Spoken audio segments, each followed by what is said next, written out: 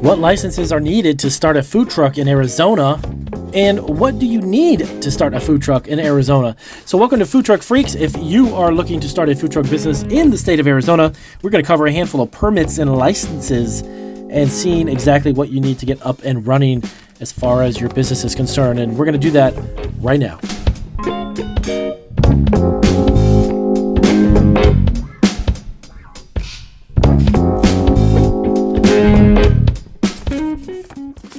All right, so welcome back to Food Truck Freaks. This is Food Truck Freaks episode. We are YouTube's brand new food truck entrepreneur channel. We actually are not new to YouTube. We have several other food entrepreneur channels here on YouTube, Marketing Food Online, and Cottage Foods Laws, and a few others. If you want to check out the links down below for those other videos and other channels, definitely check in the description section. But we're going to dive into specifically what does it take to get up and running with a food truck in Arizona. In this video, I'm going to cover specifically permits and licensing and a few other things that you will probably need. Now, sometimes it'll vary based on city and county. There might be additional things in regards to what we're about to cover. But the first thing you need to know is number one is an EIN. That is an employer identification number. This is actually for tax purposes. You can actually apply for this free. This is one of the few permits or licenses that are actually free, but you do need to get this on the IRS website. It's kind of like a social security number for your food truck in a sense, but the employer identification number comes in handy when you file your food truck business taxes every year. So when you reach out to your accountant every year, you're going to need to have that EIN. And like I mentioned, it's absolutely free. You only do this once too. You don't have to renew it.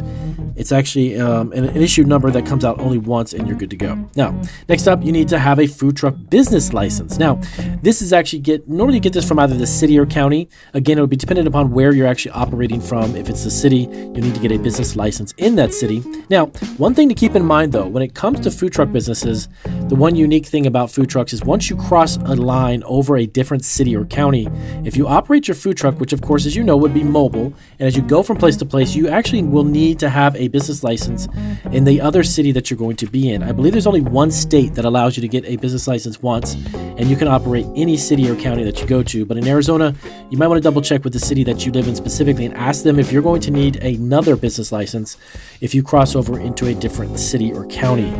All right, number three, we need to get a driver's license. Now, of course, you're probably thinking to yourself, of course you got to have a driver's license. That's a no-brainer. You need to have a valid driver's license, and you need to make sure that all the employees in your food truck business, if you've got someone working with you, make sure they have a valid driver's license.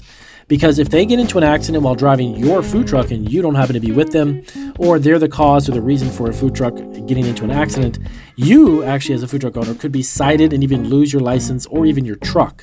If that truck gets into an accident and you have a license unlicensed or a person who works for you that have a driver's license that's expired, that's not going to be a good thing for your business. Keep in mind, of course, your food truck is your bread and butter. It is your business on wheels. So you need to make sure that you cross all the T's and dot all the I's and make sure that everyone has their driver's license valid. Okay, next up, seller's permit.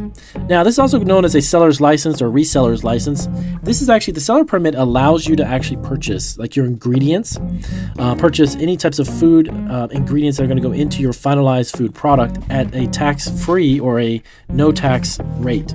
So what that means is that, let's say hypothetically you go to like Sam's Club or you go to Costco or you go to a Webstaurant or one of these stores that are a food supply store. You want to go there and you want to present them with a seller's permit to allow you to get tax-free when you purchase it at the register. Because you don't collect sales tax, if your state does do food sales tax, you will collect that when you sell the product to your customer through your food truck window. You understand?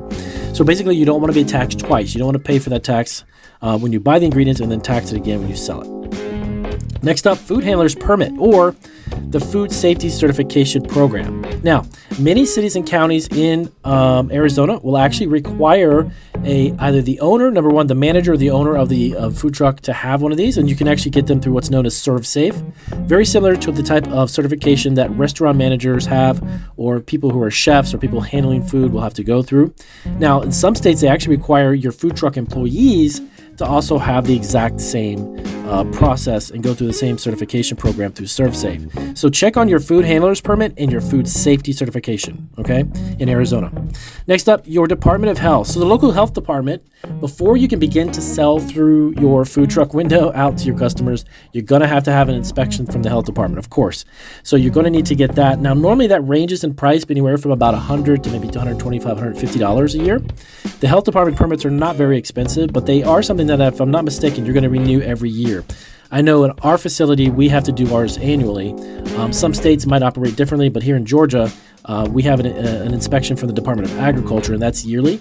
And you do have to pay for that and renew that every single year. Okay. Next up, you've got fire certificate or a fire inspections certificate. So the fire department will come in and they're going to want to look at your food truck and check to make sure that if you've got generators, for example, and they're operating from propane or gas, making sure that they're hooked up and safely secured, that they're functioning and operating correctly. They may even come in and turn on all your stoves, all your ovens, making sure that the lines and electrical lines and gas lines, everything is working properly. You will also have to have a fire extinguisher in the vehicle itself. That's like 99% of the time. I don't think I've actually ever heard of any state that doesn't allow or doesn't require a food truck to actually have a fire extinguisher. But you'll have to have that fire inspection and the fire extinguisher available as well. Next up, brand trademarking. Now, this is something that's really unique. It's kind of in the lines of permits and licensing, but if you've got a look, if you've got a brand, if you're trying to create a branded look for your truck, you have a logo, you have a catchphrase, you have some type of slogan, you need to submit that to the USPTO office. That's the United States Patent and Trademark Office.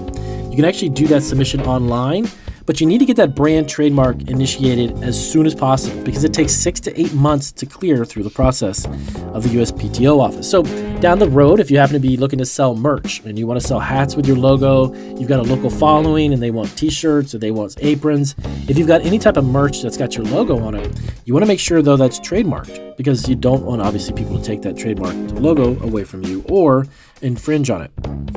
Next up, mobile food facility permit. So the majority of states, and I believe also Arizona does this as well, you're going to need or require an actual commissary kitchen to be attached to your food truck. So this would be your food truck's kind of home base, if you will. And every single day when you go out or whatever days that you're choosing to use your food truck, you would go to that commissary, you'd make sure everything's clean, sanitized, you would prep all your ingredients, you'd get all your refrigeration stuff. If you need storage, that's what a commissary is for. All of these things come into play, and the majority of states require you, in order for you to actually get the approval and thumbs up to operate, you got to have some type of commissary attached to your food truck. Now, it's also a good thing too, because when you're done with the day and your food truck is finished, that's where you normally park your food truck overnight. That's where you safely keep it. A lot of commissary kitchens also have gated areas where they can keep food trucks in there securely. So a mobile food truck facility permit is something you'll need as well. Also, very important, next up, food truck insurance. So when you start your food truck business in Arizona, you're going to need to have food truck insurance. Now, the types of policies that you get will vary depending on your needs. Of course, I'm not an insurance salesman, so I'm not going to tell you what you need to have as far as the policy. But many cities and counties require a specific type of policy with a certain amount of coverage. So check with your city specifically in Arizona, because they kind of vary. Make sure that you get at least the required minimum of insurance. And of course, you can buy additional add-ons to your insurance as well. But food truck insurance is something you'll definitely need to have. Lastly, we're going to cover is P.O. Box address. So now if you have a business, a food truck business, and you have your food truck business license, there's a good likelihood that you're going to have to actually use the commissary kitchen, and you can't use a P.O. box, okay? A vague P.O. box number attached to a food truck is normally not allowed. So if it happens to be the commissary kitchen or commercial kitchen you're working from, there's a very good likelihood that's going to be it. And that's something you need to have as well, so you need to make sure you get one of those also. So that is a handful of permits and licenses, including some insurance coverage ideas that you will need to have if you're looking to figure out what do you need to start a food truck in Arizona with. Arizona food truck requirements are as such, and I'll have some more information down below in the description section over to the Arizona State's website to help you out. So if this is your first video, definitely subscribe to Food Truck Freaks. We got tons of great content on how to start, run, grow, and develop a food truck business. I'll see you guys in our next video.